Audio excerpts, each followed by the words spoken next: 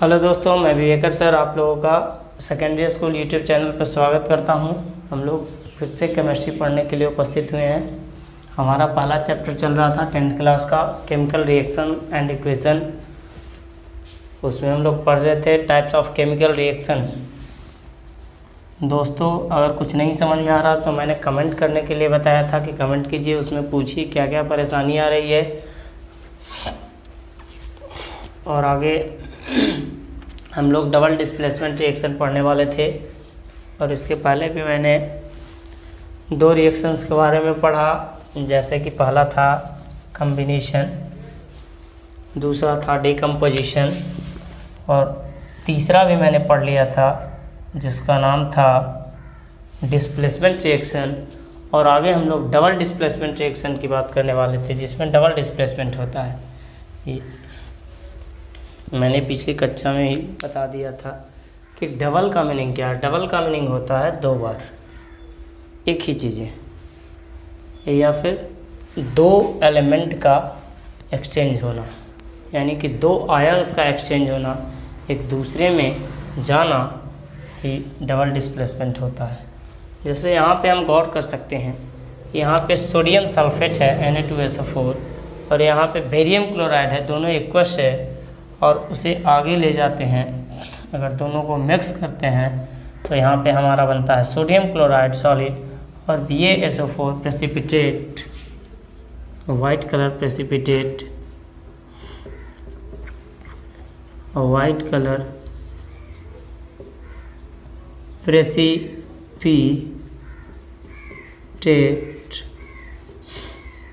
इसलिए इसे प्रेसिपिटेशन भी कहते हैं, प्रेसिपिटेशन रिएक्शन भी बोलते हैं।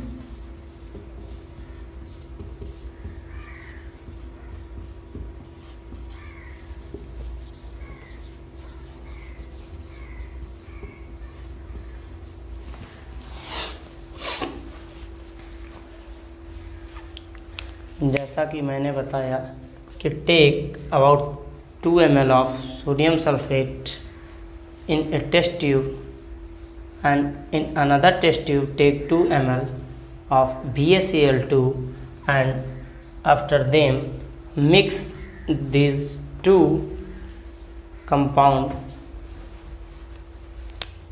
What do you observe? इसके बाद आप क्या ऑब्जर्व करते हैं? पहले वाला कंपाउंड का मैंने 2 ml लेने को कहा एक टेस्ट ट्यूब में, और दूसरे वाले का भी 2 ml लेने के लिए बोला, और उन दोनों एक्वस सॉल्यूशन को हम मिला देते हैं। उसके बाद हम क्या परीक्षण करते हैं उसके बारे में हम देखते हैं। उसके बाद हमें NaCl मिलता है जो उसी सॉल्यूशन में खुला हुआ है सॉलिड के रूप में, और BaSO4 एक वाइट कलर का प्रेसिपिटेशन मिलता है, उसका जो मिला देने के बाद जो कलर होता है वो वाइट हो जा रहा है, और वो BaSO4 है, बेरियम सल्फेट है और एक्वस है, और उसे प्रेसिपिटेशन बोलते हैं। जैसा कि मैंने पहले ही बताया कि कोई भी reaction, any reaction that produces a precipitate can be called a precipitation reaction, और उसी के अनुसार मैंने इस डबल डिस्प्लेसमेंट रिएक्शन को प्रेसिपिटेशन रिएक्शन भी कहा है। इस पूरे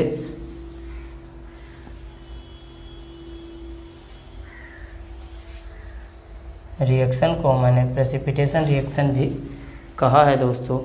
और भी आगे हम लोग पढ़ेंगे कि क्या क्या चीज़ें हैं, कैसे ये बनता है। अगर ये BaSO4 का निर्माण है और ये NaCl है तो ये कैसे बन रहा है, इसके बारे में थोड़ा हम देखें कि किस आयन के कहाँ पे जाने से इन चीज़ों का निर्माण हुआ है। आपने नाम लिख लिया होगा, इसलिए मैं इसे इरेज कर रहा हूँ।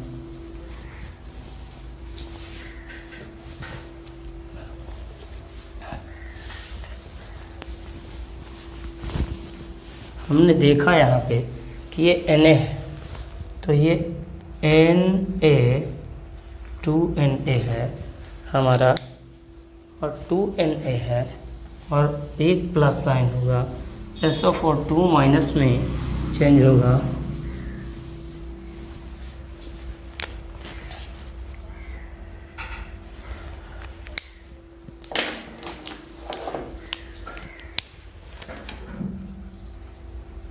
Na यदि हम लिख दें और ये प्लस चार्ज ले रहा है, SO4 जो है हमारा 2 माइनस चार्ज ले रहा है, और यहाँ पे Ba है Cl2 यानी 2Cl माइनस चार्ज लेगा। थोड़ा स्पेसियस होना चाहिए। 2Cl है, माइनस चार्ज होगा। यहाँ पे हमारा 2 प्लस चार्ज +2 -2। आप आगे गौर कर सकते हैं कि इन दोनों को मिलाने से बेरियम सल्फेट का BaSO4 का फॉर्मेशन हुआ है, और इन दोनों को मिलाने से हमारा NaCl बना है। और एक बात और गौर सकते हैं कि यहाँ पे 2 NaCl बन सकता है। यहाँ पे 2 प्लस चार्ज है, वहाँ पे 2 माइनस चार्ज है। अब हम लोग देखेंगे इसे बैलेंस करके कि मैक्सिमम नंबर ऑफ जो एटम है वो ऑक्सीजन का है 4 है, वो मिल रहा है, सल्फ़र का भी मिल रहा है सल्फेट आयन में, और उसके बाद NaCl रह जा रहा है। और यहाँ पे सोडियम, यहाँ पे क्लोराइड, यानी कि Ba मिल चुका है, ऑक्सीजन मिल चुका है, सल्फेट मिल चुका है। लेकिन यहाँ पे मैंने देखा सोडियम अधिक है, तो विच मीन्स इस सोडियम को 2 से मल्टीप्लाई हम लोग कर लें तो यहाँ पे तो क्या हो जाए, 2 NaCl हो जाए। और ये Cl2 भी हमारा मिल चुका है, हमारा बेरियम भी हो चुका है, सल्फेट में ऑक्सीजन और सल्फ़र भी बैलेंस हो चुका है, और साथ ही नाइट्रोजन भी। यहाँ भी मैंने वही लिखना चाहा था कि किस प्रकार से 2 NaCl बन रहा है। इसी को हम भाषा में लिख सकते हैं कि the white precipitation of VaSO4, यानी इसके बारे में, the white precipitation of VaSO4 is formed by the reaction of barium and sulphate ion, which means the other product जो बना है सोडियम क्लोराइड जो रिमेन्स है सॉल्यूशन में। और इन रिएक्शंस को हम लोग कह सकते हैं कि एक्सचेंज ऑफ आयन्स है इन बिटवीन रिएक्टेंट्स। आप देख रहे हैं कि इन दोनों रिएक्टेंट्स के एक एक आयन मिल कर के एक कंपाउंड का निर्माण कर रहे हैं। इसे हम लोग ऊपर लिखें तो और ज़्यादा बेटर हो समझने में और बाद में परेशानी ना हो, इसलिए हम इसे ऊपर की ओर करके लिख दे रहे हैं कि BaSO4 जो है हमारा BaSO4 बना रहा है। और ये ऊपर लिखने से पता लगा कि इन दोनों के बीच कौन सा रिएक्शन हुआ, और उसके बाद सोडियम आयन और क्लोरीन आयन कौन सा रिएक्शन कहते हैं। तो such reactions in which there is an exchange of ions between the reactants are called double displacement reaction. मैंने क्या बताया कि इस प्रकार के रिएक्शंस में हमने देखा कि एक्सचेंज ऑफ आयन्स हो रहा, और वो भी 2 बार। इसका एक जाकर के दूसरे में मिला, और इसका पहला वाला जाकर के इसके दूसरे के साथ मिला। इसका मतलब कहा जा सकता है कि ऐसे रिएक्शंस जिसमें रिएक्टेंट्स के बीच, अर्थात जो कंपाउंड भाग ले रहा है रिएक्शन में, उनके बीच अगर 2 बार किसी एलिमेंट या मॉलिक्यूल्स का विस्थापन हो तो उसे हम लोग डबल डिस्प्लेसमेंट रिएक्शन कहते हैं। और भी आगे बहुत सारे एग्जांपल्स हैं जिसके थ्रू हम लोग समझ सकते हैं, जैसे कि लेड नाइट्राइट और पोटेशियम आयोडाइड का एक एग्जांपल है, इसमें दिया गया है NCERT में हम लोग को एक्टिविटी में। उसे भी हम लोग देख सकते हैं कि कैसे कैसे बनता है और उसका कलर क्या होता है। तो हम लोग इसे मिटाते हैं और आगे बढ़ते हैं। उस एक्टिविटी को थोड़ा बहुत हम बता देते हैं, उसके बाद आप लोग उसे करके देखेंगे कि किस प्रकार से वो रिएक्शंस करता है।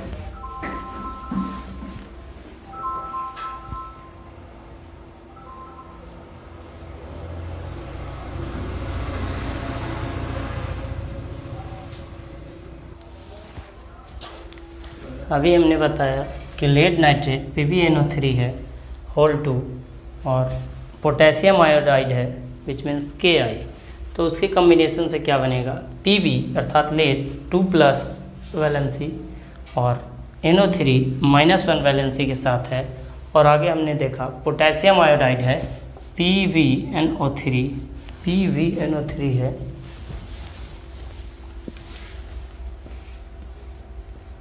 PbNO3 होल 2 होगा। और साथ में मैंने बोला KI है, पोटेशियम आयोडाइड है, क्या बनाएगा, इसको हम गौर कर सकते हैं, Pb2+ साइन के साथ है, 2NO3 है और एक सिंगल माइनस होगा, K+ होगा, I- होगा। अब ये दोनों मिलेंगे, नाइट्रेट आयन पोटेशियम के साथ मिल करके बनाएगा और लेड आयन आयोडीन के साथ मिल करके एक एलिमेंट बनाएगा।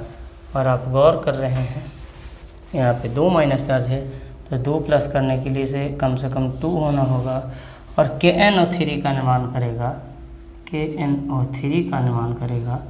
और साथ ही ये प्लम्बम PbI, आप गौर कर रहे होंगे कि ये प्लस साइन होगा और ये I2 होगा, कारण कि बैलेंस करने के लिए 2+, तो यहाँ भी 2 होगा।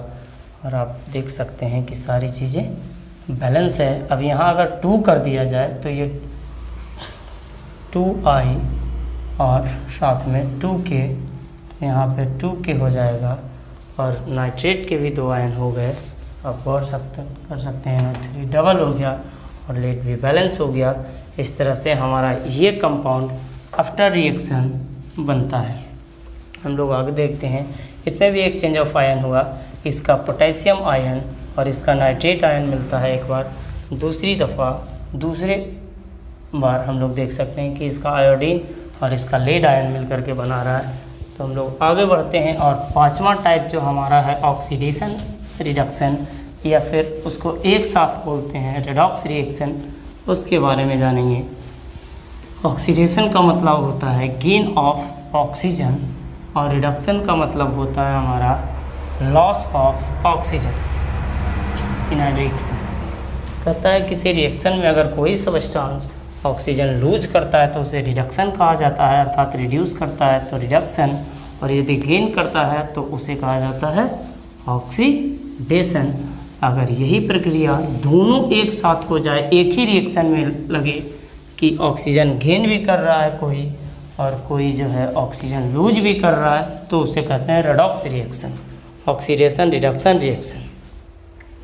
तो हम लोग देखते हैं ऑक्सीडेशन एंड रिडक्शन, जो हमारा 5वां टाइप है ऑक्सीडेशन एंड रिडक्शन है।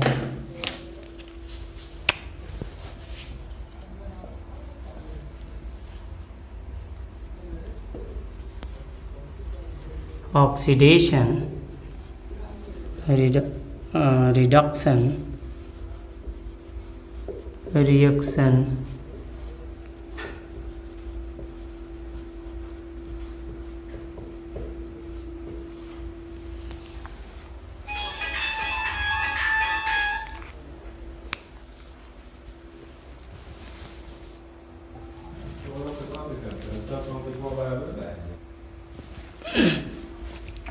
हमने अभी नाम लिया था ऑक्सीडेशन रिडक्शन रिएक्शन का।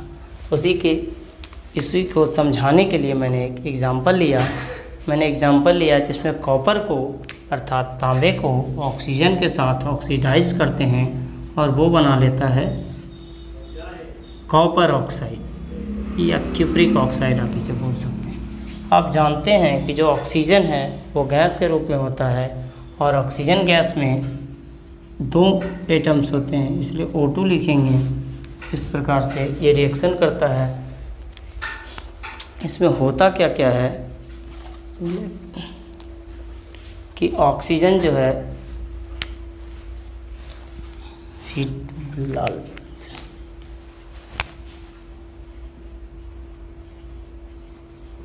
In the presence of heat, अर्थात हीट की उपस्थिति में कॉपर जो है ऑक्सीजन के साथ मिलकर के कॉपर ऑक्साइड बना लेता है, यानी कि ऑक्सीजन के आयन का क्या करता है, ये एक्सेप्ट करने वाला है और ऑक्सीजन खुद जो है आकर के कॉपर में मिल जा रहा है और मिल करके बना रहा है कॉपर ऑक्साइड। यहाँ पे आप देख सकते हैं कि Cu+2 है और O2 माइनस है और इससे मिल करके ये बन रहा है हमारा। आप देख सकते हैं ये चार्ज बराबर है, तो इधर भी 2 के साथ आएगा यानी 2CO बनेगा। कि हम बैलेंस करते हैं तो इस प्रकार से लिखना होगा और ये हमारा 2Cu हो जाएगा। साथ हम देख सकते हैं अभी कि जब मैंने पहले क्लास में बैलेंस करना बताया था इसे, तो यहाँ से भी इसे बैलेंस किया जा सकता है। नंबर ऑफ वैलेंसी के थ्रू भी मैंने इसे बैलेंस करने के लिए अभी दिखाया कि किस प्रकार से सभी चार्ज को इक्विवेलेंट करके, बराबर करके किसी रिएक्शन को हम लोग बैलेंस के रूप में लिख सकते हैं। और याद कीजिए मैंने उस समय एक साधारण तरीके से जो मैक्सिमम नंबर ऑफ इलेक्ट्रॉन था, मैक्सिमम नंबर ऑफ एटम्स था, उसको देख करके बताया था। अभी मैं इलेक्ट्रॉन्स की सहायता से, जो वैलेंस इलेक्ट्रॉन होता है, वैलेंसी होती है किसी भी एटम की, उसके थ्रू इजीली इसे बैलेंस कर दिया। और इसी प्रकार से सभी रिएक्शंस को हम लोग और आसानी से बैलेंस कर सकते हैं। लेकिन अभी हम लोग वर्तमान में ऑक्सीडेशन रिडक्शन के बारे में पढ़ रहे थे, तो हम देखते हैं कि क्या क्या है ऑक्सीडेशन और रिडक्शन में हमारा। ऑक्सीडेशन और रिडक्शन में हमारा जो है, सबसे पहले एक चाइना डिश लेते हैं जिसमें कुछ कॉपर के पाउडर रखे हैं, उसे एक बर्नर के ऊपर रख करके हम लोग गर्म करते हैं। और गर्म करते हैं तो ऑलरेडी हम लोग जान रहे हैं कि ऑक्सीजन जो है वायुमंडल का, एटमॉस्फेयर का, वो लेकर के कॉपर ऑक्साइड बना रहा है। जो सरफेस है कॉपर पाउडर का, वो जो है कोटेड हो जा रहा है यहाँ पे ब्लैक कलर का। और कब? जब उसको हीट दिया जा रहा है, यानी कि ऑक्सीजन के प्रेजेंस में जब उसे हीट दिया गया कॉपर को, तो ये अपने चारों ओर एक कोटेड यानी कि कवर बना ले रहा है, और वो काले रंग का है, और वही कहलाता है ब्लैक कलर से जो हो जाता है कॉपर 2 ऑक्साइड बोलते हैं इसको। कारण है कि इसमें 2 ऑक्साइड हैं, इसलिए इसको नोमेनक्लेचर में, अर्थात जब नाम लिखते हैं तो कॉपर 2 ऑक्साइड बोल सकते हैं। ये हो गया हमारा कॉपर 2 ऑक्साइड। और दिस इज़ बिकॉज ऑक्सीजन जो है ऐड हो गया है, और वो भी कितना ऑक्सीजन? 2 ऑक्सीजन। मैंने वैलेंसी के द्वारा भी दर्शाया। यहाँ पे 2 ऑक्सीजन अटैच हो रहा है, तो कॉपर 2 ऑक्साइड के नाम से इसे हम लोग जानते हैं। अब देखिए, यदि फिर से इसी गर्म कॉपर ऑक्साइड के ऊपर, अर्थात कहने का मतलब है अगर इसी गर्म कॉपर ऑक्साइड के ऊपर हाइड्रोजन गैस दिया जाए, अर्थात CuO जो है हमारा कॉपर ऑक्साइड, उसके ऊपर क्या दिया जाए? हाइड्रोजन गैस पास कराया जाए, यानी CuO। और हमने बताया कि साथ में हाइड्रोजन गैस पास कराते हैं तो ये ऑक्सीजन जो है इससे हट जा रहा है, रिमूव हो जा रहा है, और ये बना लेता है फिर से स्वतंत्र कॉपर, इंडिपेंडेंट कॉपर, और वाटर H2O बना लेता है, और फिर से ऑक्सीजन विमुक्त करता है, रिमूव करता है ये, और फिर से कॉपर बना ले रहा है। अर्थात यहाँ पे ऑक्सीजन का रिमूव है और यहाँ पे ऑक्सीजन का जो है अटैचमेंट था, इसलिए इसे ऑक्सीडेशन बोलेंगे। और यहाँ पे ऑक्सीजन हट रहा है, रिमूव हो रहा है, इसलिए रिमूवल ऑफ ऑक्सीजन को हम लोग क्या बोलेंगे? रिडक्शन बोलेंगे। तो अब हम लोग इसे लिख सकते हैं, इसे बैलेंस भी किया जा सकता है। जैसे CuO है, तो CuO है तो इसे हम ब्लू पेन के द्वारा लिखते हैं। Cu है तो 2 प्लस है, O तो 2 माइनस है, और यहाँ पे देखिए 2H पे प्लस है ना, तो 2H पे प्लस है।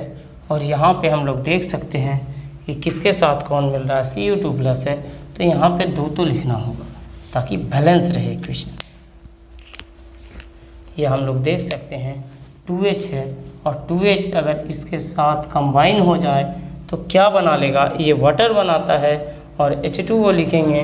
तो बैलेंस करने के लिए हम लोग इसे क्या करते हैं? फिर से देखिए कि H2O को हम लोग डबल बनाने के लिए 2 से अगर करते हैं मल्टीप्लाई, तो हमारा दिखेगा कि हाइड्रोजन 2 है और ऑक्सीजन भी 2 होने के लिए 4 हो गया। यानी कि अब देखिए यहाँ पे 2 से मल्टीप्लाई होगा, और यहाँ पे मिला सकते हैं कि मिस्टेक्स हो गए। इसे भी बैलेंस करने के लिए हम लोग अभी देख लेते हैं मिस्टेक्स का आंसर रहा। Cu है, H2 है, हीट दे रहे हैं, कॉपर बनाएगा H2O बनाएगा, कॉपर देगा और H2O बनाएगा तो H2O, तो ये तो ऑलरेडी बैलेंस हो गया, H2O है, 2 हाइड्रोजन प्लस है, 2 हाइड्रोजन का प्लस चार्ज है, ऑक्सीजन का 2 माइनस चार्ज ऑलरेडी है और कॉपर का भी है, यानी कि हमारे पास एक बराबर जो है बैलेंस इक्वेशन मिल चुका है। तो इसमें हम कह सकते हैं कि if H2 gas which means hydrogen gas is passed over the heated copper two oxide, यदि हीटेड कॉपर ऑक्साइड के ऊपर से H2 गैस को पास कराया जाता है तो जो हीटेड मटेरियल CuO जो ब्लैक कलर का था वो हमारा जो है ग्रे कलर का हो जा रहा है, ये जो है ब्लैक कलर का है, यहाँ पे ब्लैक कलर, और यहाँ से जो है यदि हीटेड मटेरियल पे फिर से पास कराया गया हाइड्रोजन गैस तो ये जो है हमारा हो गया ग्रे कलर का, फिर से ये ब्राउनिश कह सकते हैं, और वही हमारा फिर से जो है कॉपर प्राप्त हो रहा है। ये रिवर्स रिएक्शन जो टेक्स प्लेस कर रहा है, ब्राउन भी बोल सकते हैं, मैंने अभी बोला ब्राउनिश, तो ग्रे नहीं, ग्रे थोड़ा अलग हो जा रहा है तो ब्राउन का कहेंगे। तो ये प्योर कॉपर हमको फिर से रिवर्स रिएक्शन के तौर पे हमको मिल रहा है और ये ब्राउन हो जा रहा है और ये फिर से कॉपर प्राप्त हो रहा है और ये ऑलरेडी बैलेंस है जैसा कि हमने देखा। तो इन दोनों रिएक्शन के द्वारा हम लोग कह सकते हैं कि यहाँ से ये अलग है, यहाँ से ये आपका ऑक्सीजन अटैचमेंट था किसी के साथ, तो किसी के साथ रिमूवल हमने देखा। जो ऑक्सीजन का जो है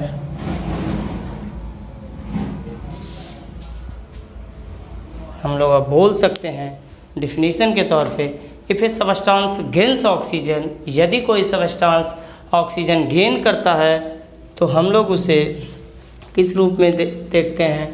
यदि कोई गेन कर रहा था तो हम लोग इसे ऑक्सीडेशन के रूप में देखते हैं, अगर कोई रिड्यूस करता है तो उसे रिडक्शन के रूप में देखते हैं। तो हम इसे नामित कर सकते हैं कि ये जो है हमारा ऑक्सीडेशन रिएक्शन है, ऑक्सीडेशन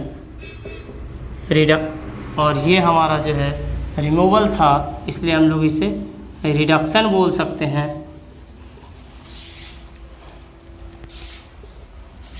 रिडक्शन बोल सकते हैं। और यदि देखा जाए तो ये एक साथ भी किसी रिएक्शंस में हो सकता है और उसी को हम लोग ऑक्सीडेशन रिडक्शन रिएक्शन बोलेंगे। तो डिफिनीशन के तौर पे लिख सकते हैं कि if a substance gains oxygen during a reaction it is said to be oxidized, and if a substance loses oxygen during a reaction it is said to be reduced। और अब हम लोगों ने देखा कि किस प्रकार से ऑक्सीजन को लूज भी कर रहा है, क्यूप्रिक टू ऑक्साइड या कॉपर टू ऑक्साइड और उसके बाद रिड्यूस्ड हो रहा है।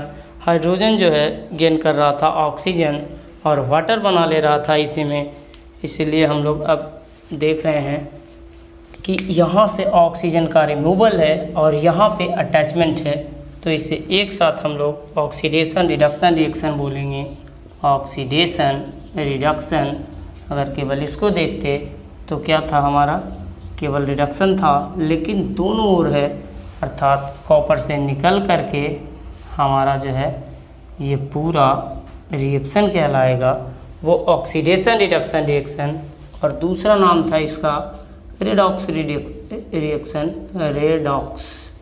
रिडक्शन से बना रेडॉक्स, इसके लिए हम लोग ऑक्स लगा देते हैं और इसे बोल देते हैं रेडॉक्स रिएक्शन। ये काफ़ी सिंपल था, हम समझ सकते हैं कि यहाँ पे कोई भी इक्वेशन यदि ऑक्सीजन लूज करे और अगला जो हमारा कंपाउंड है या एलिमेंट वो उसको क्या कर ले, एक्सेप्ट कर ले, यदि गेन कर ले, तो दोनों एक ही बार हो रहा है एक ही रिएक्शन में, तो उसे हम लोग ऑक्सीडेशन और रिडक्शन दोनों के नाम से जानते हैं। और फिर से इसे हम समझाने की कोशिश करते हैं ऊपर से साफ से कि क्या था हमारा, किस प्रकार से मैंने ऑक्सीजन उसमें से गेन किया और रिमूव किया।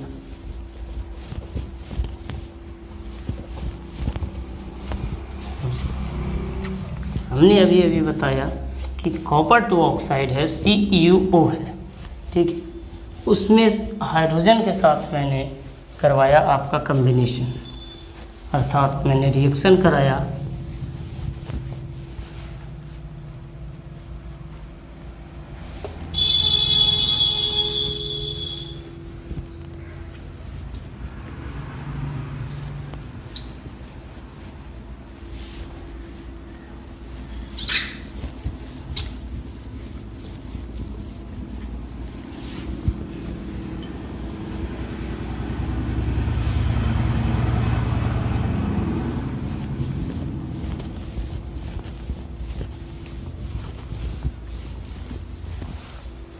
अभी अभी मैंने बताया कि किस प्रकार से CuO जो है हमारा हाइड्रोजन गैस के साथ मिलकर के क्या क्या बना रहा है, इंडिपेंडेंट कॉपर बना रहा है और साथ में वाटर बना रहा है।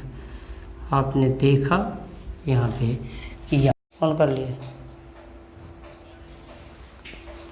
हम लोगों ने अभी अभी इसे नीचे देखा था, जो क्लियरली नहीं पता लग पा रहा था कि क्या क्या हो रहा है। कॉपर ऑक्साइड जब हाइड्रोजन के साथ रिएक्शन करता है तो वो कॉपर मुक्त करता है स्वतंत्र रूप में और वाटर का फॉर्मेशन करता है। उसी को हम देख रहे हैं कि कॉपर से रिमूवल ऑफ ऑक्सीजन है, which means loss of oxygen है, अर्थात रिड्यूस्ड हुआ है कॉपर ऑक्साइड से, इसलिए हम लोग इसे रिड्यूस्ड कहेंगे और ये रिड्यूस्ड होकर के कॉपर दे रहा है। और हाइड्रोजन में गेन ऑफ ऑक्सीजन है और वो वाटर बना रहा है, अर्थात ये ऑक्सीडाइज हो रहा है हाइड्रोजन, इसलिए इसको रिड्यूस्ड बोलेंगे और हाइड्रोजन गैस को ऑक्सीडाइज बोलेंगे। और यहाँ पे रिडक्शन ऑफ क्या बोलता है कि कॉपर ऑक्साइड है, रिडक्शन भी बोल सकते हैं, रिड्यूस्ड या रिडक्शन, रिडक्शन बोलेंगे। और ऊपर में हाइड्रोजन को जो हमने लिखा है वो लिखा है ऑक्सीडाइज, अर्थात ऑक्सीडेशन हो रहा है, अर्थात ऑक्सीडेशन ऑफ हाइड्रोजन गैस। हम आगे मिटाते हैं और बहुत सारे एग्जांपल्स हैं, राइट साइड में बता देता हूँ। जिंक ऑक्साइड जो है कार्बन के साथ ZnO प्लस कार्बन, ये क्या बना लेगा, ये Zn होगा, जिंक मुक्त कर देगा और कार्बन मोनोऑक्साइड गैस बना लेगा। आप देख सकते हैं कि यहाँ से लॉस ऑफ ऑक्सीजन है, यानी इसका रिडक्शन हुआ है due to loss of oxygen, reduction हुआ है और कार्बन के साथ ऑक्सीजन जुड़ रहा है, विच मीन्स इसका जो है ऑक्सीडेशन हुआ है, oxidation due to gain of oxygen है, ऑक्सीजन है और ये लॉस ऑफ ऑक्सीजन है या रिमूवल ऑफ ऑक्सीजन है। और हम लोग बोल सकते हैं ये जो है जिंक में तब्दील हो जा रहा है और ये हमारा जो कॉपर है वो कॉपर ऑक्साइड में हो, सॉरी कार्बन जो है हमारा ये चला जा रहा है कार्बन मोनोऑक्साइड में और यहाँ पे इसका ऑक्सीडेशन है कार्बन का और इसका मैंने लॉस ऑफ ऑक्सीजन बताया। तो अब हम बोल सकते हैं यहाँ पे जो है कार्बन ऑक्सीडाइज हो रहा है और कार्बन ऑक्सीडाइज होकर के कार्बन मोनोऑक्साइड में बदल जा रहा है, फॉर्म्ड हो रहा है। और साथ ही जो हमारा जिंक ऑक्साइड है उससे लॉस ऑफ ऑक्सीजन है और कहा जा सकता है कि loss of oxygen that means reduction हो रहा है, रिड्यूस्ड हो रहा है जिंक ऑक्साइड जिंक में और वो इंडिपेंडेंट हो रहा है। आगे हम लोग अब देखेंगे कि एवरीडे लाइफ में हम लोग ऑक्सीडेशन रिडक्शन के बारे में क्या क्या चीज़ें देखते हैं। रैंसिडिटी आप लोगों ने सुना होगा, कोरोजीन अर्थात क्षरण, जो हम लोग देखते हैं कि लेड में किस प्रकार से जंग लगता है, रस्टिंग, ये सब वगैरह वगैरह हम देखेंगे कि आगे क्या क्या है। और इसके साथ ही जब चैप्टर फिनिश होगा तो हम इसका नोटबुक भी आप लोग को उपलब्ध कराएंगे ताकि और ज़्यादा आसानी हो पढ़ने में, क्योंकि आज मैंने बता दिया, कल उस नोटबुक के सहारे आप फेयर तैयार कर सकते हैं या फिर परीक्षा के लिए आगे तैयारी कर सकते हैं। धीरे धीरे दोस्तों ये चैप्टर ख़त्म होते ही हम लोग फर्स्ट चैप्टर फिज़िक्स पे भी आ जाते हैं और फिज़िक्स भी पढ़ना शुरू कर लेंगे। ये 1-2 क्लासेज और चलेगा, उसके बाद इसका सॉल्यूशन करेंगे थोड़ा थोड़ा और फिज़िक्स के क्लासेस को भी हम लोग शुरू से स्टार्ट कर देंगे। जैसे फर्स्ट चैप्टर हम लोग का लाइट, रिफ्लेक्शन और रिफ्रैक्शन, उसे हम लोग देखेंगे। और दोस्तों इस क्लास को यहीं पे लगभग मैं समाप्त करता हूँ। आगे इसके सॉल्यूशंस को हम लोग देखेंगे, सॉल्यूशंस को भी मैं बताता चलूँगा साइड से। जैसे फ़िज़िक्स की पढ़ाई होगी तो उसमें थोड़ा थोड़ा जो है हम लोग 15-15 मिनट का डेली अलग से जो है केमिस्ट्री का सॉल्यूशन देखते चलेंगे। तो दोस्तों आज के लिए यहीं पे हम लोग क्लास समाप्त करते हैं। यदि आप लोग को ये वीडियो पसंद आ रहा हो, पढ़ाई भी समझ में ढंग से आ रही हो, तो लाइक और शेयर करना ना भूलें तथा साथ ही सब्सक्राइब करें और कमेंट करना भी ना भूलें, क्योंकि कमेंट करने से हम आप लोग की परेशानियों को ज़्यादा से ज़्यादा हद तक दूर करते हैं। तो दोस्तों थैंक्स, आज के लिए इतना ही, फिर आगे मिलते हैं।